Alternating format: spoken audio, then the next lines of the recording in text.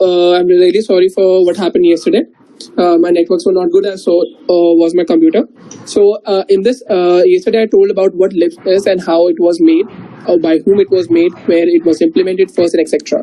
Right? I also told about what is Greenspun's 10th rule. Greenspun 10th rule, it's a saying that goes around in computer science area, and everybody knows it. It says that in a complicated C or Fortran program, it contains ad hoc, informally specified, bug-ridden so implementation of half lips. It means in most of the programming language that you see today, some or the other way, lips will always be present over there.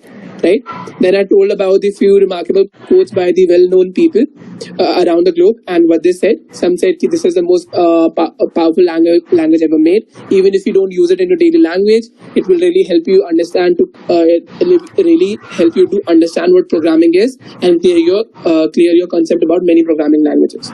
Right? In this, then I told you about what is my presentation agenda, that what you're going to be seeing in this presentation. I told you about we're going to be seeing all the basics in these presentations, and about what are the keywords present over there, why do we use it, how do we use it, and we will end this presentation with a fully fledged program written on Fibonacci series. And that's when we will end it. Now and then I told you about what Lips is. Actually, I told you that it is a programming language which was made in 1958 by John McCarthy, and it is second oldest high-level language. It is just 1 year older than Fortran, or you can say Fortran, Fortan, and about its paradigm, functional, procedural, reflexive, and meta, and much more. Right? And then I told you about the history of it. That as I said, it was made by John McCarthy in 1958 when he was in MIT, and it was implemented by Steve Russell on IBM 704 computer, and he was the first one. It was the first time and the first person who implemented it. So you can say the origin of Lips was around 1980s to 1990s. If you want to read any more about this, you can go to Paul Graham sites. Now, why do we use Lips? I told you that it is widely used in AI programming languages. Because it is far more programming languages for if you want to produce a software in that production area, we use it more the time. And I told you about it has many features that other programming language does not have. Most renowned one is that if you want to extend your code in other programming languages, it takes much more time as compared to Lips. You can extend your code far more easily using Lips. Now, if it is great, how can you use it? As I told you, like you normally run any after installing how you normally run a file, right? So you can programming language or its environment, it is that easier. When you install it from C drive, you just have to navigate to the bin folder, have to enter the address inside your CMD, and then you can access it. The files will be saved in .lips extension, right? So this blue link that you see over here, which is sourceforge.io, I will show you just now in a moment. You can go over there and you can download it for your system. There is a very transportable file available also. For example, you don't have to install it, but all the files will be given to you in a folder. Otherwise, also you can download the exe file, or you can just install the full setup. Works for you. Right? It is made in that case. Now, I told you about dialects. Dialects are basically versions of Lips that are highly in use nowadays. So where are the dialects basically used? As I first said, it is vigorously and widely used in artificial intelligence, in academia and education systems, while making education-based softwares. Then I told you that it is used in AutoCADs, for example, Co-Create, AutoCAD, and many more. Then development environments and many more. Then I told you about the most recent one since last 2005 still going 2021. Qualger is a dialect of Lip which is highly being used. If you want to read more about his success story, you can go into the link provided. Then I told you about the dialects when they came and what are the most renowned dialects. Then I told you about the language it has influenced. I told you that Haskell, Logo, Perl, Lua, Python, Racket, JavaScript, Ruby, Smalltalk, TCL, and R. Many more languages were actually influenced by Lisp itself. Lisp stands for Lisp processor, or it was derived from Lisp processor, stands for Lisp programming. Then I told you from this timeline, I told you that what dialects, when did they came, when did it started becoming popular. You will see in this programming language that you have to use very much amount of, or too much amount of brackets. That is the reason why you can say many people did not adapt to it very easier. But later on, it was found that it really helps us understand the scope of a code, right? So you can see in the first 3 years from 1995 to 1965, I mean, like in this timeline, in for 3 units, you can see only for these many years, till almost 10 years, only 3 dialects actually came out. But after that, you can see nearly every 5 years, new dialects came into the market. And this data is till 2020. So you can see till 2020, we have called your ARC, Live, Bracket, and H1. There are all the dialects. You can see the new version with new adaptability and user interface. Otherwise, they work on same thing. But today in this presentation, or to show my code or to run my programs, I was going to be using C-Lisp, which is also a dialect of Lisp. Then I told you about its structure, as I've mentioned numerous times, that it has many much parentheses, and that's why it is also known as a symbolic expression, also known as S expression. And Harsh in his presentation told us about atom, list, and strings. It has the same thing only with similar definitions. So I told you about those building blocks, which is atoms. Then I told you about lists. Then I told you about strings, what strings are. And I gave you examples of it. That atoms are, you can say, a number or a string in a continuous character, right? For example, Harsh or Harsh hyphen 1, 2, 3, 4, that could be an atom. Then we have list. List basically means collection of something under one name. It could be anything. It could be a character, number, alphabets, character, anything. So you can see in I am a list. Example, first point. Let me get my laser. So you can see I am a list. So you can see I am a list. All this individually are part of list, and this A, B, C. You can see there is a list inside a list. We can also do that. So what if we want to print this list, which I'm going to be showing you further in the presentation, you will see that A, then A, B, C, D, E, and F, G, H are part of the list. So a list can be part of another list also. And I told you about string. The universal definition is when you enclose character into double quotations are known as strings. So I am a string. You can see this is an example of string. Then we wrote our first Lisp program. Let me just write it once again for you guys. So let me just make you guys first of all familiar with the interface. Can you guys see my screen? So this is the Lisp official website. You can see it is not highly it is not highly using Bootstrap or anything, but you can see it is far more easy to navigate with. So these are the links provided over here. So you have to go this our official distribution section, under which you have to click http://sf, under which you can see the Lisp, a common list which we're going to be using is available over here. So under which you can see a C-Lisp folder, inside which all the versions of Lisp will be available. For this for my presentation, I'm going to be using 2.4.9. So if you click on 2.4.9, you can see what are the things inside this folder, and then you can just download it very easily. If you want more, you can just click on parent folder and download the other files also, right? And you can install it. After you will download this, you will see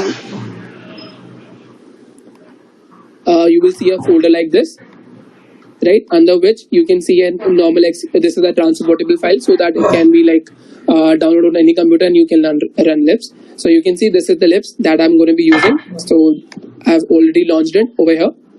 So let me just minimize everything and let me just, let me just zoom a little more. Yeah, so we will write our first program, and her programming language का शुभ मुहूर्त एक ही program से होता है, that is writing hello world. So we will write WRITE line, right line, and we as we're going to be using string, so we're going to write it inside inverted commas. We're going to write hello. Sorry, let's write hello like this. Okay, let's do something different. Hello world. So you can see it will print hello world, but I also told everyone that if I don't write line over here and still print it, it's still gonna print. And if I also said that if I write over here print print and still print it, it's gonna print again. But you can see there are little variations in what are the outputs coming, right? You can see that.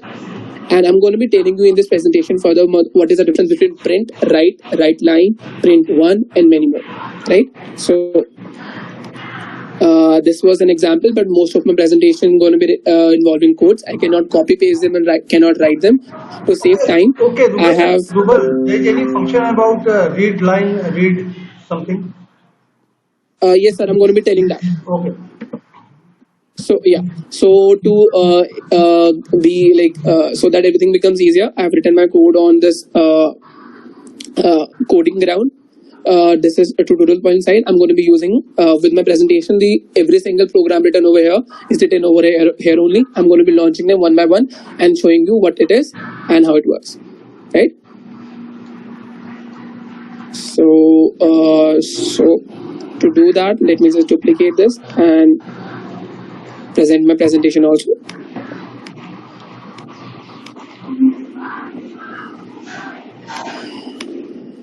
Just give me a second. We have run our first program, right? So, yep.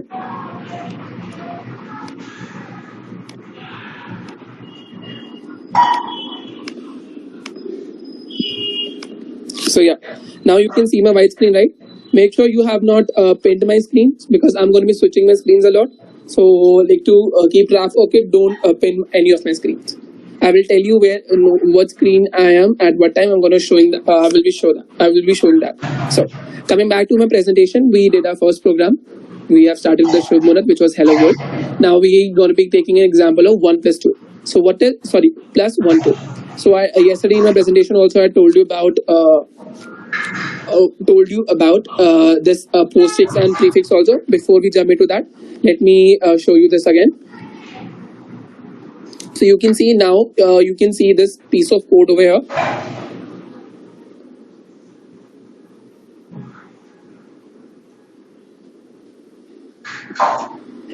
So show me that you guys can see this, right? You guys can see this, right, on coding ground and running this code. Yes, we can see. So here you can see that I am there's a print function. So whenever you see a print function, you can see there is a new line associated with print. So whenever you print something with new line, after that thing is printed, it will give us a new line. Okay, so it will always print something in new line. That's why we use print. Something that you should know, and I'm going to be telling this in my presentation. See, if I execute this, you will see the output 743, and you will see here error over here because there was no space. So now here you can see I don't have to write what kind of integer or what kind of variable I'm using. Let's understand itself, right? So you can see this plus the operator we write before operator before and we write operands afterwards. So basically what actually happening over there, this is how we write this is how we write comments over here. So what is actually happening here, 2 plus 5 is actually happening. So here as what is happening, we are actually adding over here 2 plus 5. So this plus will go over here, but what is happening over here, right? So if we are writing a program in C, right, so what do we have to do? We have to write this whole piece of code, right? And then what we have to do, we have to add plus between them, right? Every single time we have to add between them, or we have to use a for loop so that it adds itself, right? In order so that we don't have to do this, we just have to write plus over here one time and we can write every single thing that we want to add. So it's gonna add and it will give us the answer 43. You can check it by adding into your calculators also. Now we have print function. Again, you can see here we are using floating values, float values, right? 7.5 and 2.5 and 7.25. Here again you will see, first of all you can see that every single, I have not written new line everywhere. So, but it is giving me output at new every single different line, right? It is like this. If I write यहाँ पे, if I write right over here, WRITE, and then I print it, so you're gonna see it's gonna come into series, right? So now we understand what is the difference between write and print. So let's discuss that afterwards. So you can see again it is that simpler to print everything, right? So this was our second program. So this is how you add, or you can do subtraction also over here. You can just replace the sign, and you can do minus also. It will give us the answer -3. As I told you, -3 will go, minus will go over here. So you can see the greater value is of minus. So the 2 will be subtracted from here, and it will give us the sign of the maximum, larger digit, which is minus. So it will give us the answer -3. Let's move on from this, and let's get back to my presentation. So let's evaluate what we saw for a moment, right? So we saw the example of 1 plus 2, right? And 2 plus 3, whatever you can say. So this program can run either of interpreter or can run a compile code. You can write .libs file, and then you can compile it onto your CMD, or you can just use an interpreter, right? And as I said, I should mention also, this language is actually not case sensitive. So you can, if I write right line like this or right line like this, it will give us the same answer, which is hello world. There won't be any issue with it. Then there are operators that we use over here of addition, subtraction, multiplication, division, and you can use many more. Let me show you one more example, right? Function call fx as fx, right? For example, if we are defining a function over here, so let's just define a function over here. Let's go back over here.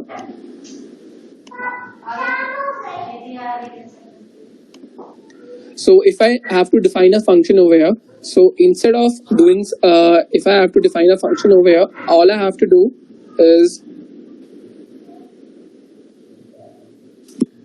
in C, we define a function like this, f, and the arguments inside it. We also have to write what kind of what type of argument it can take, right? But over here, we don't have to do that. I can just say that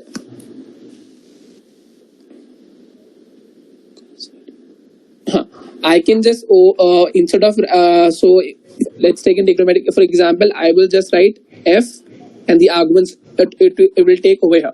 So this is how we write function over here, right? And this is how we call a function too.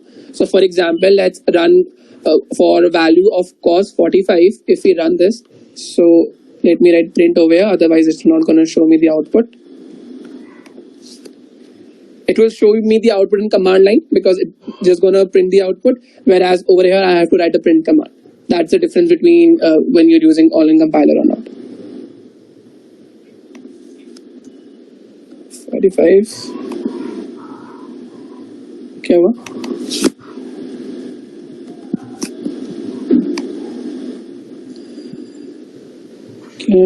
Oh, sorry. This is one of the error also. So if in your code, if you can see if this line is having error, right? So the program will not run any, it will not run the code any further. That is also a problem in libs. So here you can see, it is directly showing me the output, right? It is directly showing me the output that cos 45 equals to 0.5.3. Blah blah blah, etc. Right? So it is that easy to define a function in. It is that easy to define a function. I will go more in depth in further in my presentation. It is that easy to define a function, call a function using libs. So coming back to the presentation. So that is how we have we did this evaluation also of syntax, how things are how we define things, how we write things in libs as compared to how we write things in libs. So here we saw that addition, as I explained you addition. Let's skip that. Then we talked about variable assignments yesterday. That def var stands for define a variable. My name is the variable, and David is a value assigned to it. Again, you can see we are not defining what kind of variable my name is. We have not written that it is a character type, right? But we are assigning a string value to it, or a character value or string value, right, to it. But over here in C, like, we have to write my name is equal to David, whereas we have to define my name आपको पहले define करना पड़ता है, where with the type also, right? Then invoking function also write line, whereas we have to write print over here, and etc. I explained yesterday. Then I told you about why do we use all of these parentheses and etc. because it is found easier to understand the scope of a particular thing. Coming back to the second example that we used over here. So you can see over here now, if you want to evaluate, we will see that first this 1 plus first the inner bracket will be solved, and then the output will be multiplied with 3, right? So the whole output will be 9. It is for easier to understand from our eyes. I will explain you this afterwards. Just keep that in your mind, this picture. Then we talked about list basics. Let's skip that because we know this. Then also I told you that what are the basic types we're going to be seeing in this presentation. Lists, symbols, numbers, divisions, some predefined functions, inbuilt functions I meant, and then etc. and loops. And it has arrays, hash tables, streams, structures. As I told you, these are the things available over here. So coming back to now, let's start with the practical. So there are different kinds of prints in this. There are different type of prints in libs. So first of all, we have print. So print precedes its output with a new line, as I said you. This print that we used over here, you can see it will precede with a new line. So before you print something, a new line is printed. So syntax is again simple. You write print, then you write what you want to print, an expression or something that you want to print. Right? For example, we wrote a function also. If we wanted to print, so we can write an expression or anything we want to print. Right? So these are the examples that we saw. So if you want to, then we will see practical in a while. Then we have print one. So print one does the same thing, but it does not have a new line. If you want to print something in one line only, then you will use print one, not print one, and the syntax is same as a print, and these are, you can see, these are same thing, right? If you want to see ping and pring, you can see it will present in the same line. Sorry, it is written down so that you can see it, but it should be in the same line. Then we have tedpid. So it produced a new line, right? This is not actually printed. This is something that like slash n, right? We use it. Slash n is not printed, but a new line as an output, new line is printed, right? So this is what this territory does, right? This is an example. So let's see a practical of it.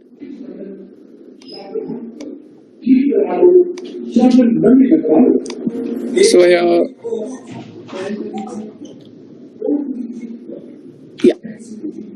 this is the print thing. So let's just run it.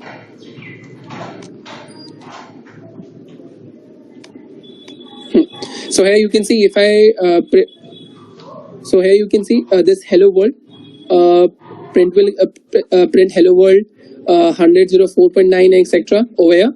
You can print. As you can see, I told you that you can pass an expression also over here, so we did. So now here you can see I have written territory over here, right? So if I remove this territory, so if I execute this, just see what will happen. So you can see this there is a new line is not present over here, right? So territory gives us the ability to write a new line, right? Let's execute this, so you will see the difference. So new line after 15. So let's just remove this code. If you want to define a multi-line, if you want to have a multi-line comment, so you can do this by you can do it by this hash bar, then end it with hash bar again.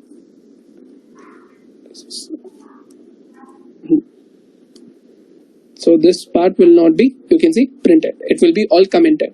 Now moving down, so you can see now we will use print one. So when we are using print one, you can see this 15 hello world and this.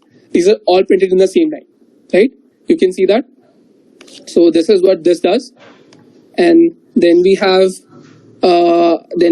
add print one again. So you can see if I execute this by this, and I can even integrate it. I can add territory in between. So you can see after hello world, a new line character will there. Then afterwards I will get 15. Again, I have not defined any, I have not write territory over here, but I have written write. Write also does the same thing. It will just give you the output in the same line only, right? So you can see again we are getting the output 1 and 2. We are using list over here. So element of the list are presented. So element of the list are printed always in bracket 1 and 2. So you can see element of the list are presented in the same line. But afterwards we have written territory, whatever, you just understand what I'm saying. And then you can see again the new line is present over here, and then the elements of list are again presented afterwards, right? And now you must be wondering why this A and B are capital. Why not they are small? Because you can see here we are defining a list inside a list. This is a symbol. I will explain further in my presentation. So this was an example of how you can print different things in libs. So coming back to my presentation, now we're gonna be seeing write and write underscore star. Star basically means you can write you can use it for string, line, write, or anything. Right. The point is basically the syntax for everyone is same, but they will just print differently. Right. So you can see for right line, if I write hello, so it will be hello world. Write like hello and write string, it will just give me the output as hello world, right? And you will see there are no inverted commas into it. If I write right line, it will give me the same output in the same line, right? But this is basically used to print only string values. If you write an integer value, it will show you the error key. Whatever you have written is not a string value. It will show you an error. Or write is basically write we use normally to print any value, or basically for numerical values. It will also give you the same output. Then we have prefix, polish, and notations that I told you.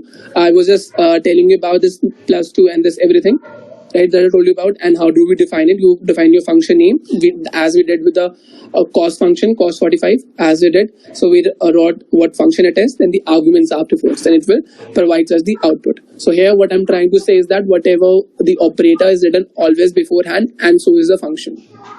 So I told you about the notations, prefix notations, infix notations, and postfix notations. We know about this. We use prefix over here. So in prefix, the operator comes before, infix operator comes in between, and postfix operator comes in the end. As I told you about both the comments also. If you want to, after semicolon, if you write anything, that is also comment. That is single line comment. If you want to do multi-line comment, you can use. If you want to use multi-line comments, you can use hash bar. And you can end it with bar hash, right? And that is how you write a multi-line comment. It's that simple, right? Then we have symbols. Symbols is you can say is the name that represents a data object. Interestingly, that it can be an object also, right? So it can start with a string. It can start with a number. Basically, if you're starting it with a digit, letter, or hyphen, you are safe. Otherwise, if you complicate it, then it's gonna be like different. Let's take an example. Syntax says you write get symbol indicator and optional default. Right? For example, over here, if you let's just run run it, and let's see what's going to be the output.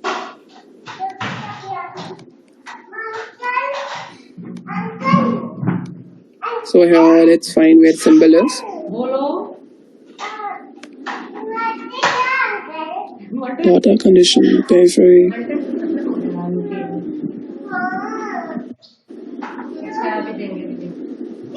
Okay, I have not created it, so let me just copy paste the code. So symbol, so symbol means symbol for anything. If you want to define that, we here that we have defined that post of that single inverted comma that you see, right? That is an example of symbol. So let's just go into the main file and let's just run it. So if we execute this, you will see that it will gonna give us Gone with the Wind, Margaret Michael, and Warner Bros. With this, to record a new one. Sorry. So here you can see this STDF. As I told you, this is how STDF is basically you for defining something, right? Here what will happen? You can see, here just look very. Look with some more concentration over here. Here we are defining values over here to particular things. Okay, but you can see the value is not actually given to anyone. It is only values only assigned to a particular thing. For example, over here you can see get books. So you can see get function is basically used over here. And this books is basically the symbol, right? And title is part of it. And we are assigning value to the title. So the title of the book is Gone with the Wind. And over here, again, we are writing book over here. Then inside books, there is author. So just look at this thing, right? This single comma that you see, that is basically used when you want to define a symbol. So here symbol is actually author, right? And you're assigning a value to it, right? So you're defining values to book. Inside it, you are defining a value to author, which is Margaret Michael, right? So you can see a value is assigned Michael Michael to book, and that is how it's printed to, because we are using right line right over here. So whatever value has been assigned is also printed. Again, let's see over here, book. So book is again under book there is publisher, inside which you're assigning the value Warner Books, right? So if you're going to be accessing them, so, or if you're going to be accessing publisher, book, or title, if you're going to print any one of this, so you will get this you will get the same output, like Born with the Wind, Market Marshall, and Warner Books. So this is how actually symbol works. Now coming back to my presentation, then we have data types. So it has integer data types, floating points, it has booleans, it has strings. So we can run, if you want, we can run a program or we can run program of it, and we can see it. And if you want to see what kind of variable it is, so you can like type of an x, and you can see what kind of variable it is. For example, let's try over here.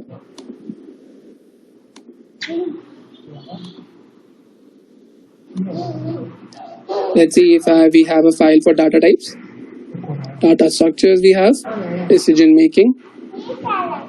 We don't have for data types.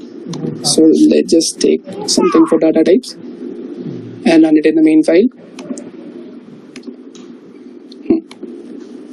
So if we run over here, let's just comment this. So if we execute this, you can see def. I'm just defining variables. So def var stands for defining variable.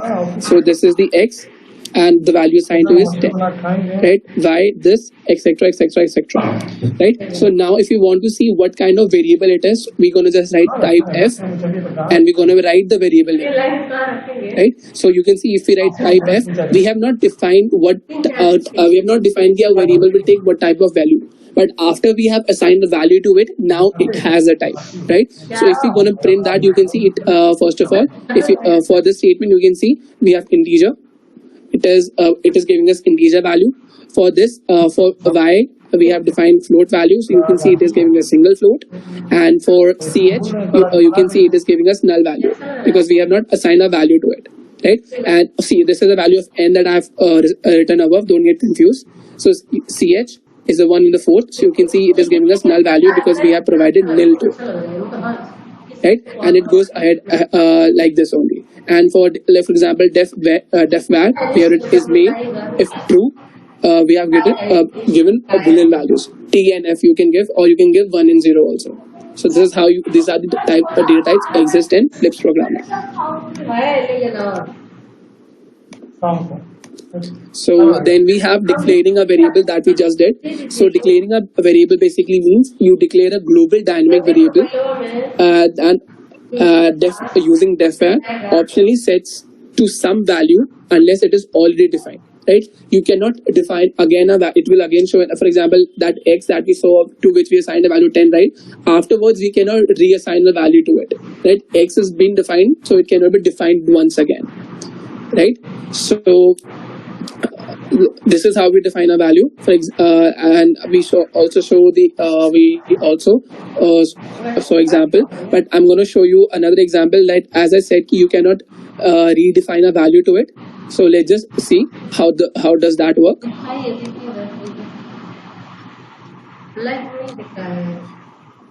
Decision making.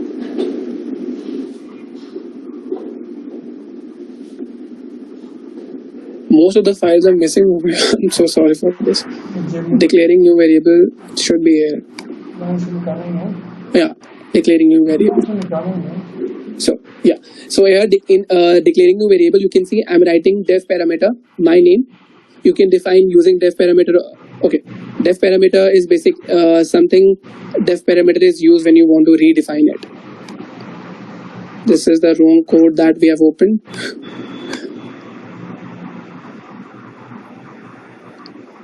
Is there no code over here? Okay. Let me use this then.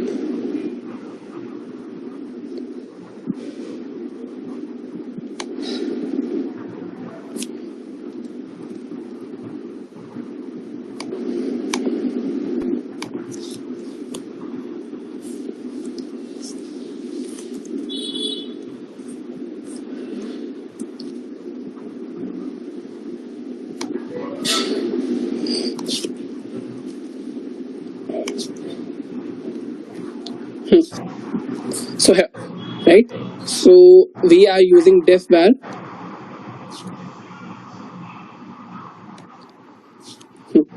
So we are using def var my name David. So to my name variable, we are assigning a value David, a string value David to it, right? If you print the value, you will see it will going to show us value David, right? But if we again define my name and we assign a value Arunita to it, right?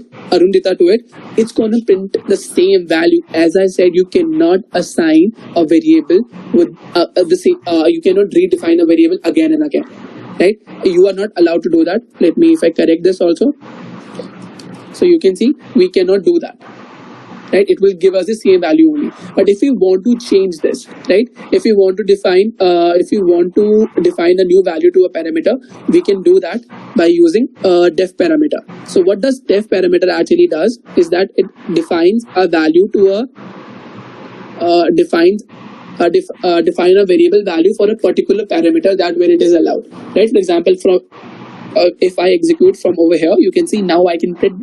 Now from here I can print for my name I will print David, and for my name afterwards I will print Arnita, because under these parameter my name my name is supposed to give the value David, but then in this parameter my name is supposed to give Arnita. So here we have defined in the what parameter a particular variable will return what value, right? So this is how you change between this. So let's just come back to my presentation. So yeah, so this is what we saw. So we also saw def parameter also declares global dynamic variables similar to def var. So def var always assign a value, unlike def var which assigns the value only for the first time. So you can using def var you can you can define. You can assign value to a particular variable more than once, like unlike def var, because using def var you can only assign value only at once. So at first only you can, if you want to be using a variable again and again and the value going to be changing frequently, so instead of using def var you can use def parameter, right? And this is the example that you can see. That is the example that we saw here. Now we have mutate a particular value. So for that we're going to be using setq. So first argument is over here. The first argument is symbol, and this it is not evaluated, and second value is something that is assigned to it. For example, over here you can see setq name David, right? Setq my name David. So here what is actually happening using setq, my name is a symbol to which you are assigning a value David to it. So this my name won't be evaluated, right? But David will be evaluated and the value will be assigned to over here, right? And same goes over here. And setq format actually take even numbers of argument which should be alternating symbols the values. For example, if you're going to be writing my name David, right, you're going to be assigning new value also, you again have to write my age then something. So every single thing should be even numbers. You cannot just assign a write a variable and not assign a value to it, right? These are the condition with the setq, and setq performs the assignment from left to right and returns the rightmost value. If you want to see the example, we can go over here and we can run.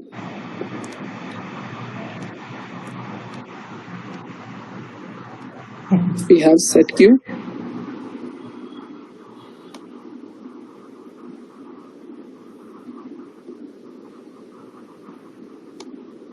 Mutate.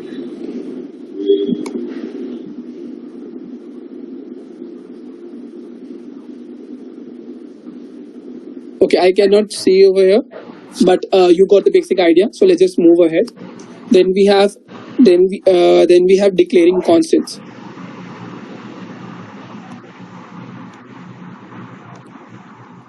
Then we have if you want to declare a constant value, right? So if you want to declare so what actually constants are variables that never change their value during program or any execution. So the value is gonna stay fixed. For example, using pi.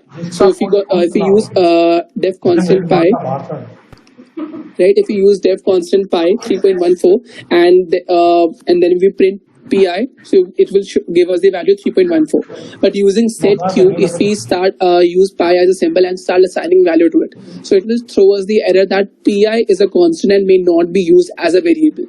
right? So a constant value can be assigned. You can say a global. You can assign a value to a constant, and then you can use it in your program, which cannot be again mutated or can be changed in your present in your code.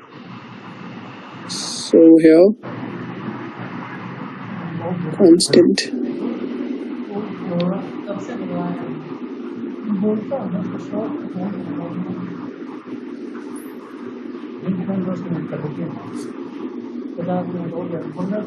It's not saved.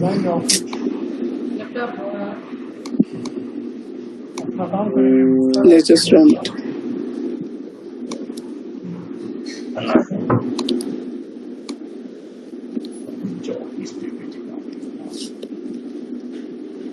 So if we run that program over here, execute it. So you can say it will give us the error. Sorry, why is this printing? Right. So now you can see we are getting the. Again, why is this over here? Sorry. So again, so you can see over here now we have defined a constant over here. Def constant stands for defined constant pi, whose values is 3.14. We can just write anything to it and we can execute it. So you can see the value is changing over here. So if you print it, the value going to be printed over here. Then if you're going to be using pi again, so you can see we cannot define the value to it. But if we write small I to it and then we execute it, you can see again it's going to show us the same error, because as I told you, this language is not case sensitive. So if we have defined pi to it, so if you write pi capital or small, it's going to mean the same thing. You just have to actually change the variable name. For example, if I write pi 2 times and then if I execute, you can see the error won't be here, right? So that is how a constant basically works. Then coming back, we have advanced format. Advanced format basically means that in computer programming, single interpolation or a variable interpolation, so variable substitution or variable expansion, it is the process of evaluating a single literal containing more than one placeholders. Placeholder basically means, look at the syntax. This is the format. Your destination. What is the destination? For example, in this city, Bangalore. So you're going to assign a value to it. Then you're going to format. For example, let me just show you using code only. Then you will understand far more better. Imagine that you are right. It's like you are printing a statement in that you just want to print a student's name, right? And a student name is actually a value. You cannot write the statement for everyone, right? So you can just write a universal statement, or you can just write a global statement for everyone, and then you can get the name of the students one by one using loop. That is what happens when you use format. Let me see if over here format is. If you guys can locate format, just let me know. Okay, here is format. So here now you can see. Here you can see I've written set q, right? City. It means this is a symbol. This is a symbol, and to which I've assigned the value Bangalore. And now here you can see. Now this is how we use format, right? So this is format, and this is I want where the value should come. Right, this is where I want the value to come, and then for first, and it's only gonna it is only going to be working one time, right? After that, again I'm doing in the end I'm writing city. So after in the end I'm doing city, and I'm assigning a value to it. What I've assigned again, this is the symbol. I'm assigning a value to it, which is 20 plus 10. If I execute this, you can see in the statement, in the output statement. Instead of this, the value will be Bangalore, right? So this is how a format actually works. If you want to print smart statements, right? Smart, if you want to print something smartly, and this area, so 30 will be printed. So you can see 30 is printed because 10 plus 20 is 30. So that is here a smart formatting works. And these are actually called placeholders that we saw in the definition. So using smart formatting, instead of recursively writing a print statement again and again, you can use that. You can use format, right? This output is I like Bangalore as I live there. Current temperature is 30 degrees Celsius. So this is how it works. If you want to learn more about it, you can go into tjtr.z8 site. Okay. it is a site where all of these codes are from. Then we have decision making. In the syntax area, I was telling you about how if statements and many more statements are actually used over, right? So decision making has a condition no one else. So in if conditions, we all know if it is true only then it will be printed. So this is the syntax. You write if there, then you can use all the operators greater to smaller than or whatever you want to use. And this is an example. So if then you write operator 2 and 3. If 2 is greater than 3, you will print bigger. If you will print the first statement, if not, you will print the second statement. As it is small, so it will give us the output smaller, right? Or we can do this with setQ also. Using setQ, we will assign using setQ, we can assign a value to it, right? Using SQ to X, we will assign value 10. Then if operator, we will see if whatever we're going to assign value to X, if that is greater than 10 or smaller than 10 on the respective to that, a situation will be printed, right? So if X is smaller than 10, so it will print key X is smaller than 10. If it is not, then it will reverse the value X is equal or greater than 10, right? So that is how if operator works. Then we have AND operator. So instead of talking about AND operator, let's just see AND operator.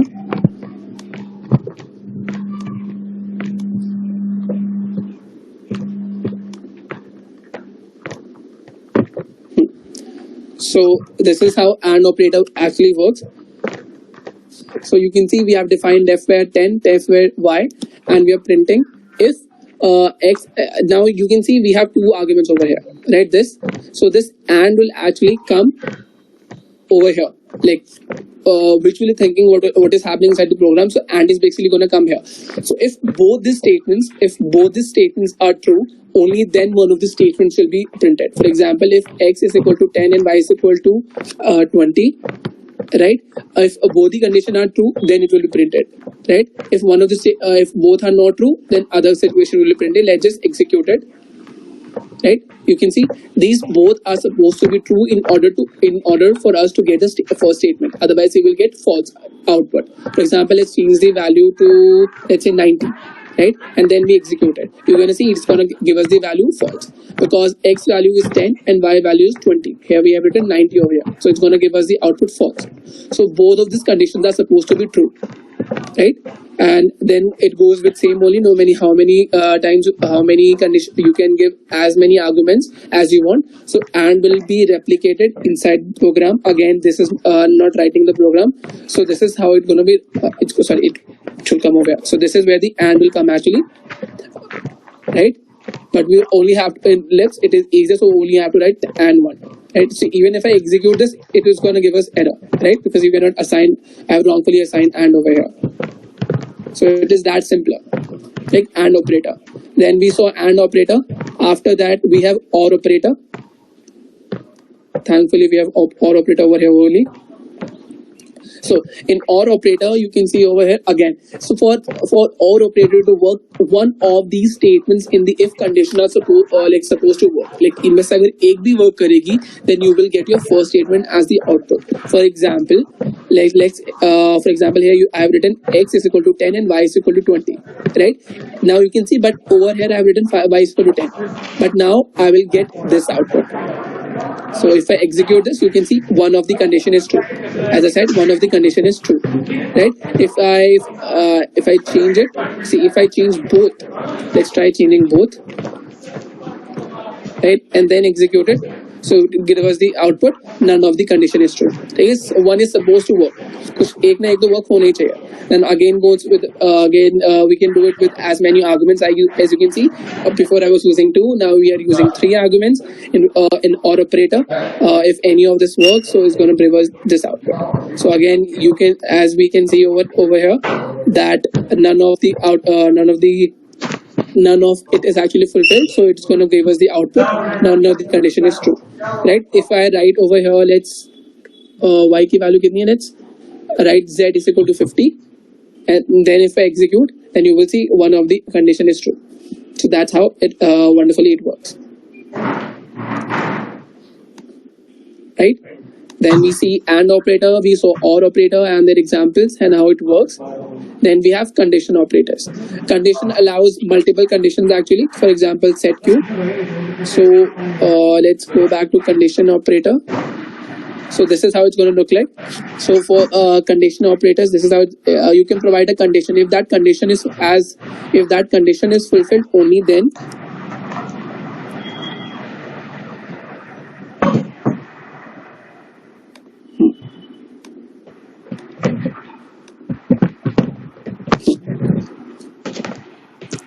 So in condition operator, if the condition is fulfilled, only then the output will be presented, right? So for over here, you can see set Q, again a symbol 10, and we have defined a condition that if A is greater than 20, right, then it's going to print this statement for my smart meter against. If not, it's going to print this statement, right? Value is this. Right, this is how it works. So I'm doing this with the same example only so that we can understand the concept far more easier. So let's just again do it for condition and see how it works.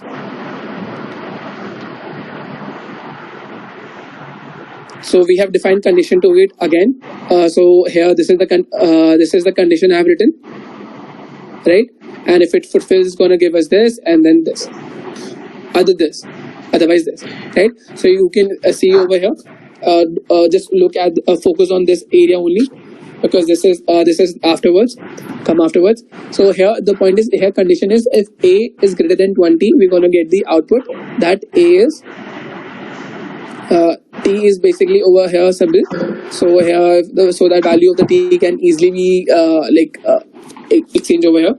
So here you can see if this condition was actually fulfilled, then this could have been printed. If this was not true, so we got this value, right? That so the value of A is 10, because we have to write the 10 and 10 is not greater than 20. So we got the second statement. So wherever the condition is fulfilled, we get that output.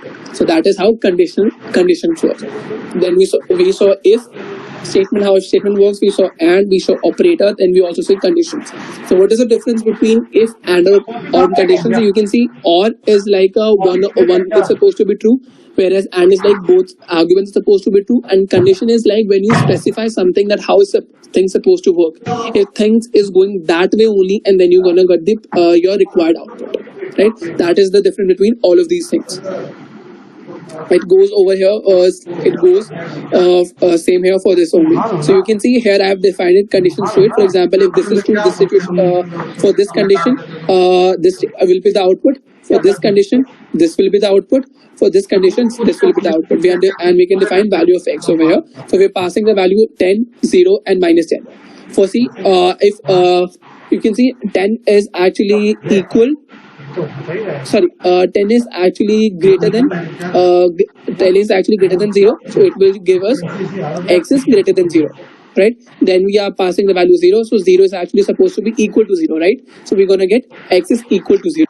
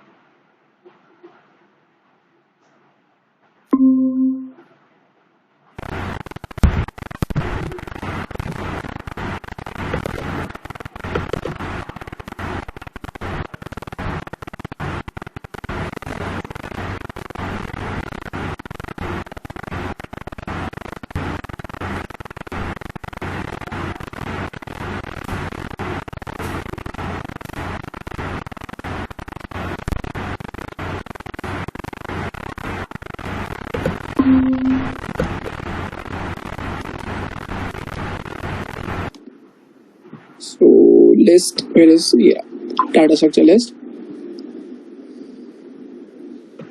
So it can hold any value. You can see it is holding currently integer values, and it is holding symbols. So if I execute this, so you can see it is giving 1, 2, sorry, AB capital. Then it can hold, you can say nil value also. If you write nil, so it's going to give us the value nil. It can you know why we're using Terry Perry, right? We are using them for a new line character, right?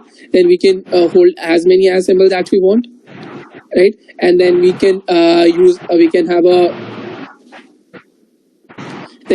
we can have integers. So you can see a list can hold anything, right? You can see over here it is holding air expressions also.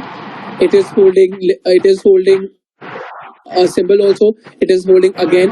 It is car is, if you want to print car is basically used if you want to print the first element, or if you want to assign something, or if you want to print something which is at the topmost, at the 0th level of a particular list.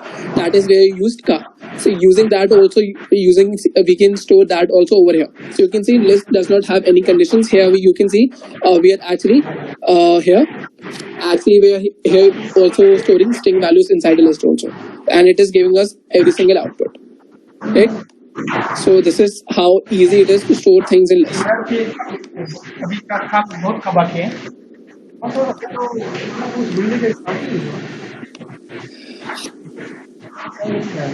Then as this repeating. So list has many operations also. First is format. Format we actually saw. I mean, like the format of these things basically means, so you can print length of a particular list के उसके अंदर कितने elements हैं, right? And then you required statement is like you always supposed to be have one thing inside it. For example, here you can see length, right? So if length is 1, 2, 3, 4, 5, right? So it's going to give us the value 5, right? So here it's printing 9. Oh, sorry. Wrong. Second, over here it's giving us 9. I did something wrong again. जाति के बाद क्या है? Exam चल रहे, हम भी जानते हैं, रिजल्ट भरा हुआ है। अब देखिए मैं भी तरीका है, मेरा क्या अर्जेंसी है? देखिए नहीं सर, नहीं आप गलत समझ रहे हैं। जरूरी अलग है, कमिटमेंट अलग है। आप कमिटेड रहे तो आप इतना भी जरूर है। आपके जाने के क्या फर्क पड़ने वाला है बताइए मुझे एक बात बताएं।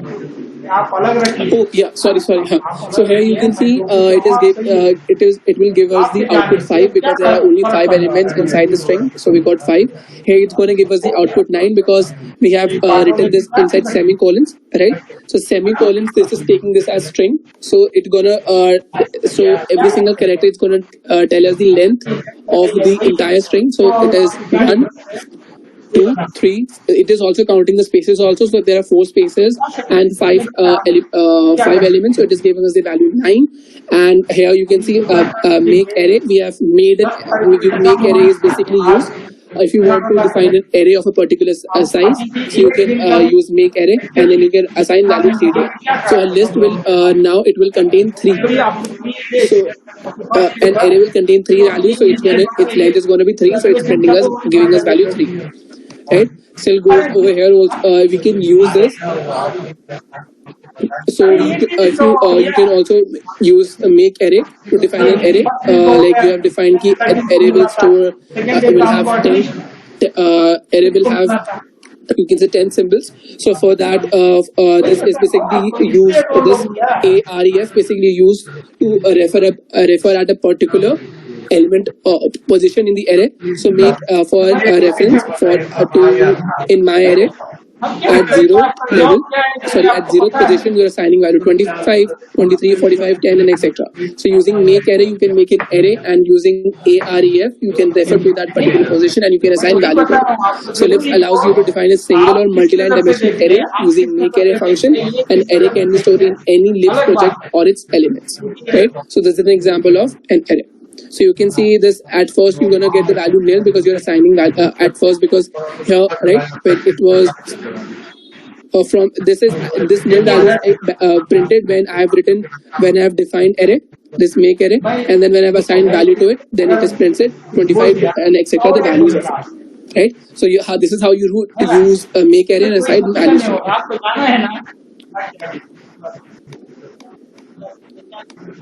Then after make array, we have you can reverse a particular string also. So for example, it's picker, Ricker, Wolf, Crusher, right? So you can write Crusher, Wolf, Ricker, Picker, right? So if you just use the word reverse, and it's going to reverse your string, right? So I'm not going to show you the practical of it because it's very easier. You can try it for yourself. And if you want to learn more about it, you can go into, if you want to learn more about this Lisp operations, you can go into the site of ndu.edu.tw. It is an appendix where you're going to find all the Lisp predefined built-in functions. Now we have member function also. So member function, basically what it does, it, as the name suggests, we're going to see practical of this. Member basically means if you are, as you can see, we can, for a particular position in an array, we can define value, right? But the point is, if we, so the point is, if you want to refer those members, if you want to refer to a particular value, but we don't know at what position it at what position it is, so we can use member function for that cases. So here you can see print member, and what member I'm referring to? I'm referring to member Ricker, right? So here I'm remembering Ricker. So where is Ricker? Ricker is over here. So what are the values after Ricker will be printed, including Ricker? So let's just print execute. So you can see it's going to present Ricker, Wolf, and Crusher. Right? It's going to print this value. Right now, if you going to write print member Lieutenant Wolf, and inside what in Captain Pickard, Commander Ricker, Lieutenant Wolf, assign Crusher, etc. So it is it will give us the value. It will give us the value nil, because point is we are looking for a specific value. To print a specific value, we have to use test over here. We have to write in the end test, so that if this particular member actually matches to something, that value will be printed. So now we have Lieutenant Wolf is present over here, and if it is equal, then it's gonna print the value. So it has print the value, and it's gonna print the value after it. So it has Lieutenant Wolf and Ancient Crusher. So it's gonna print the value Lieutenant and Ancient Crusher over here. Right? And then we have print member function if test, where we can print values where it is not equal to. So you can see picker is not equal here. Not equal basically means whatever the values which do not match, right, will be printed. So picker, you can see picker and picker matches, and there is no other values that matches with Pickard, right? So Ricker, Wolf, and Crusher did not match, so that will be printed. So you can see that is printed, right? Or you can also assign key to it. Key to basically means from where you want something to be printed. For example, we have written member Wolf, right? So member, so moment, what happened over here?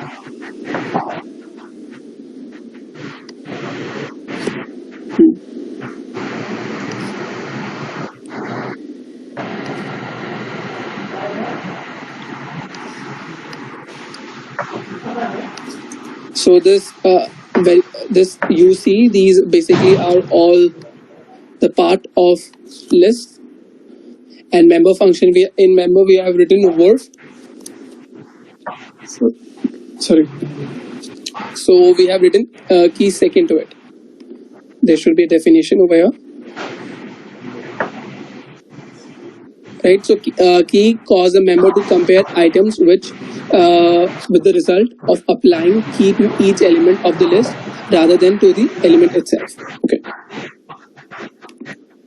So this key is actually going to actually going to compare all the this key is actually going to compare Wolf with every single value inside.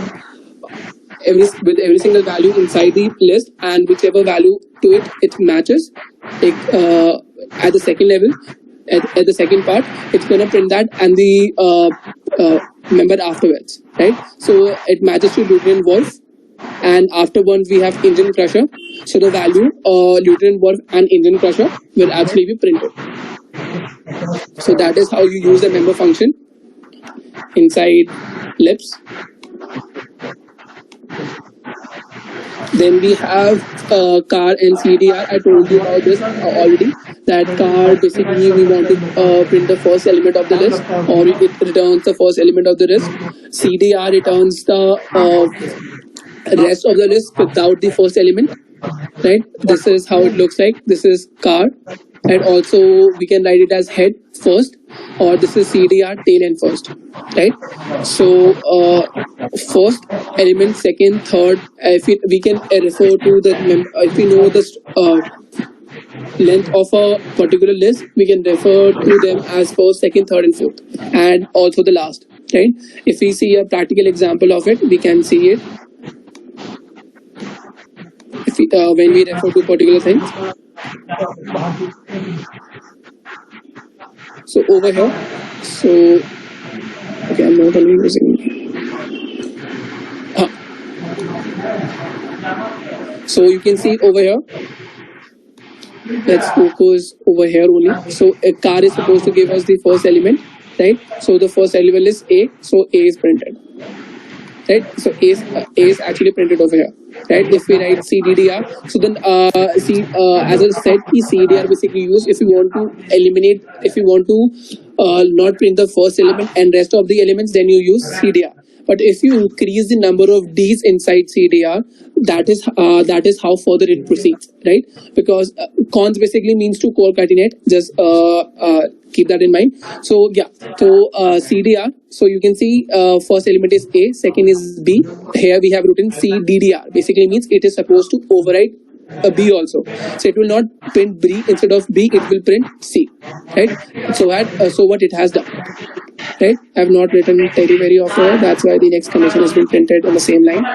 Let me just write, yeah. So you can see Kira is going to the next line, right? If we use this is a more better explained example over here.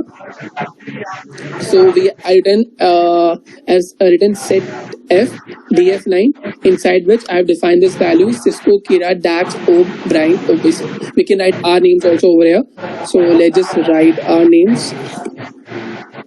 Rubel, love, Rubel love Harsh nahi, मतलब NILRAN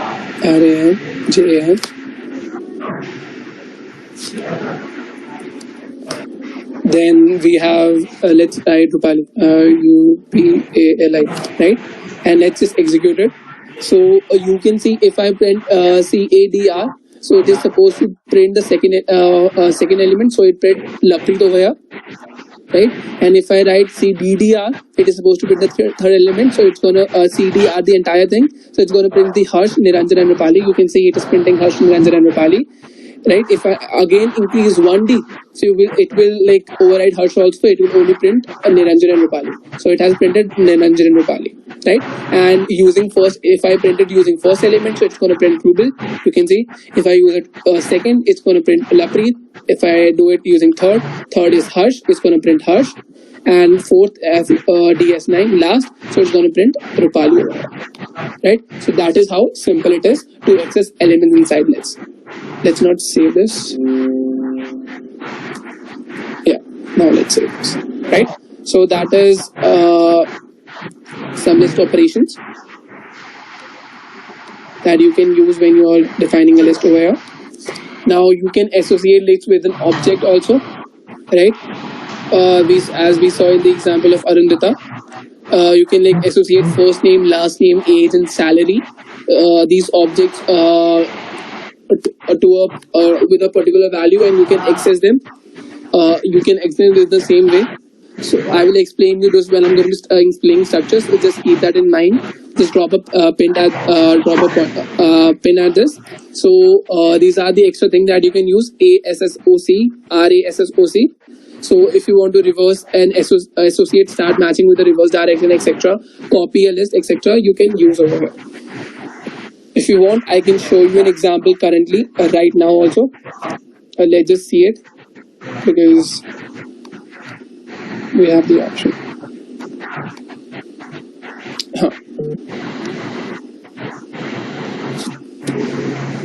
So over here, set F again, person is something that won't be evaluated. Then inside which I am defining a list, inside which I've written first name to be Arundhata, right? Last name. Just this is now you can see I can define anything inside it. As I told you, inside the list there could be anything. So person is just a symbol and associated with the list, and this list contains first name to be Arundhata, last name to be Chhatrapati, age to be 40, salaries to be this, right? And and if I write print person, so it's going to print every single value inside person. If I execute this, you can see I will see first name to be Arundita, last name to be Chhatrapati, age to be 40, salary to be this, age to be this, right? I will do that. Now the point is, if I want to access this, so now I can access these objects, this variable that I've assigned as an object, right, of this particular string person. Sorry, this particular list person.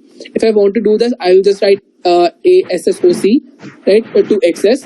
I will write age, because I'm going to be accessing age of person. So if I do that, you can see I will get the value to be 40, right?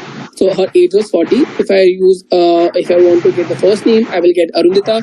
If I get age person, reverse age person. So, but what actually reverse actually does, just keep that in mind. Reverse actually, as it's been said, the reverse associates start the matching from the reverse direction. So sorry, what did I do? Yeah. So reverse will start matching for the reverse direction. So reverse direction, there is from reverse direction, if we see, there is no match, right? So it is not going to give us any value. So it's going to print nil over here. Right? Why I've written this over here for me? It's just another. Right? But if I reverse from the first person, right? So you're going to see it will again it's giving the same value. It's not supposed to. Reverse first person के ऊपर तो कुछ है ही नहीं. For its salary,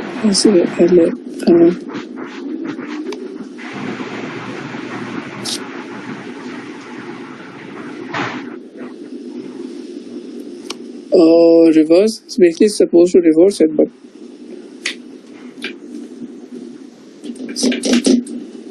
just give me a minute, guys.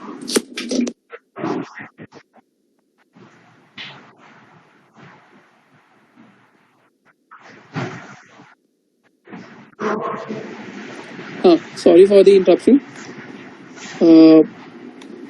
It is not working because reverse start matching from the reverse direction, right? So it is going to it will return value from the back direction, but it is not doing so. So let's just skip. I will now. We don't have much time, so let's just go ahead. It is supposed to. It was working and I was losing it.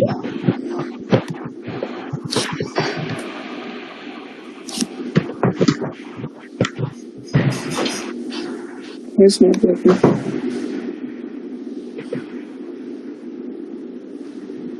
If it is, yeah, last name.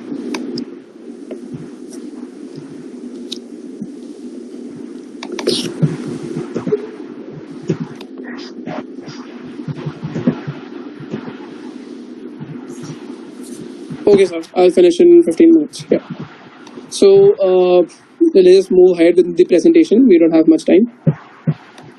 Yeah. So these are so it was supposed to return the values from the previously, but now let's go into function basis. So we can define a function using def. So we define function. So just run a file to it instead of just going to my presentation. Let's just run practicals over here. So now we have defined function. We have it is presentation is almost over. Yeah. So you can say define function. We can use def if you want to define function to it. So I have defined my function. Function name is square, and it will take only one argument. And the function definition is that it will multiply whatever it is to itself, right? So and if I call it, if I write square peri 4, if this is the name of the function and this is the value that I'm passing 4, and you will see it will return me the value 16. Right, then it has given me the value 16. If I do this, so first it will solve. I can pass an expression into it, and then it will solve the expression first. 2 by 7 plus 2 minus, it will gonna give us 5.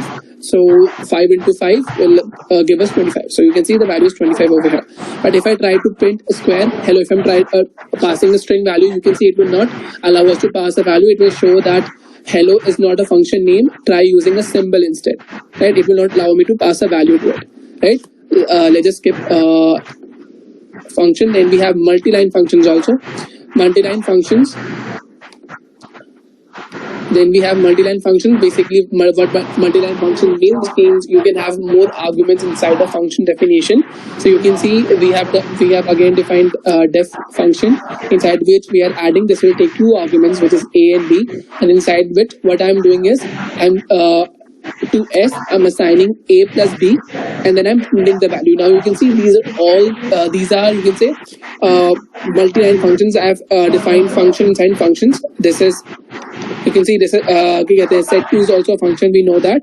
So we have defined a function inside a function, and which is printing the value res. So if I pass value 20, 30 or 10, this and all this, so if I execute this, you can see it's directly going to print the value. Now I don't have to write print before here or over here. It will just print this function will itself print the value. So that is how a multi-line function actually works. Then we have lambda functions. So lambda function is also very easy. Lambda function is like, you don't want to actually specify what a function actually does. So if we try to look into the definition of lambda function, so we are reaching to the end of our presentation. So if we try to see, so lambda function defines anonymous function. Function name is not declared. As I said, you don't have to, when you don't want to declare the name of the function, but you want to use the function, you use a variable called lambda, right? That is what we are using over here. So we're using a lambda function over here. So you can see I am using lambda for every single time, and I can, if I execute this, all this program will run flawlessly, right? So this 10 value will x value will be substituted with 10, and then we'll get 20. Then here we will get square. Here our program is supposed to be square, to do square. We are not written square to it. It is the same name as lambda, but we are passing the values in the same line. That's why there is no problem coming. Otherwise, if you pass values afterwards, then it's going to solve the problem, or the value will go inside every single lambda function. Okay, but here we are not defining name to it, right? You can see it will going to give us this is going to give us 100. This is going to give us, this is supposed to add, so it's going to give us 30. This is give us again multiplication happening 200, and this would solve the whole equation and give us the answers 51. Then afterwards we have structure, right? Fibonacci, and then this presentation will be at its ends. Then we have what we call it structure. So structure, basically, let's just read a definition for a moment. I will not tell you every single thing what is inside structure. A definition is necessary.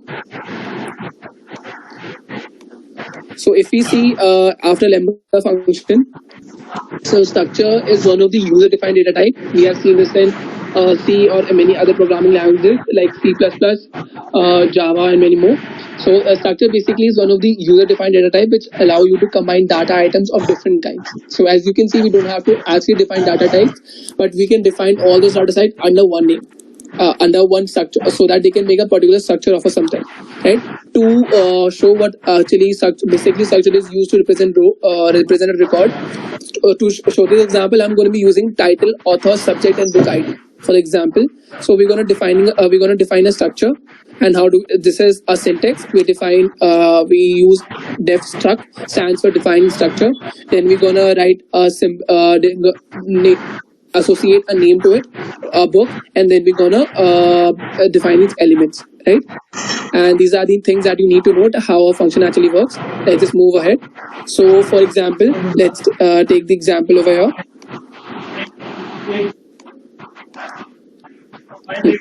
So here you can see def struct. I have defined title, author, subject, and book ID. These are all the elements of a structure. Then what I have done is that set q book 1. For my book 1, I have written my book make book. See, make book, as I told you that make is basically used to make an array. So book is an array. You can see book is in an array type. So I have written title to be C programming, author to be Noah Ali, subject to be C programming, Dorial, and many more. I have done this for book 1 and book 2, right? I have used a make book when I'm assigning, as we saw in the previous example. If we want to assign value, we use make colon the name of the array. So here we have written book over here, and we are assigning value to it. So point is, if I want to access it, if I want to print values of it, I will just execute. I can use simply use write book 1. So for book 1, I will get C programming author Noah Ali. Right? It is that simple to print and access. For book 2, I will get the same thing. right? And for so in book 3 I can copy the value of book 1, so I will just pass the argument copy book. Copy is also an example of the something some you can say features that we get with structures. We can copy value into from one array to another or one list to another. So you can just write copy book and the value will be printed to copy of book 1 will be printed to copy 3. So here you can see in book 3 we are getting the value of book 1, right, of Noah Ali, right? Value has been copied, etc will gonna happen. So this is how you basically use structure and can access this is how you basically use structure and you can access the element of structures and define a structure in Lisp. Coming back to our last program of this presentation, which is Lisp, which is Fibonacci series. So let's just see that. So this few things that you should you can explore yourself: oppose, describe, symbols, and etc. So now Fibonacci, we all know what Fibonacci is. So this is how a Fibonacci looks like. So we're going to try to print till nth number that we're going to provide. So the code is going to go like this: define Fibonacci, n optional, A0, B1, and associate. And this is the algorithm behind it. I'm just going to show you the output and the program.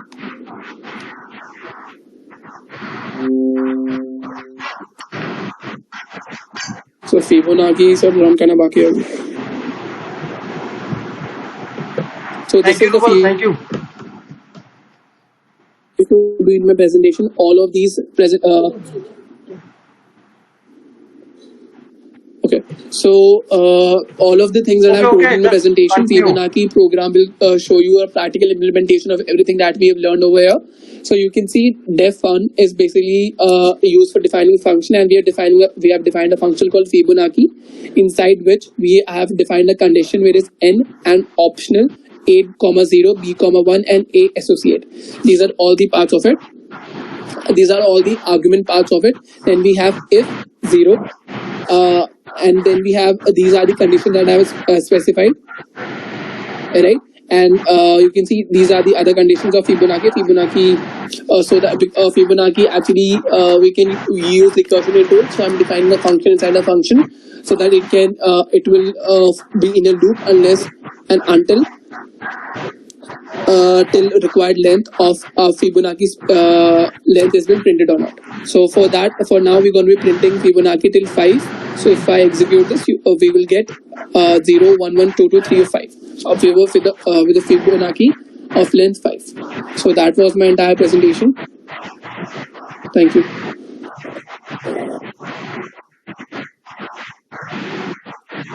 Okay. Okay, sir. Okay, thank you.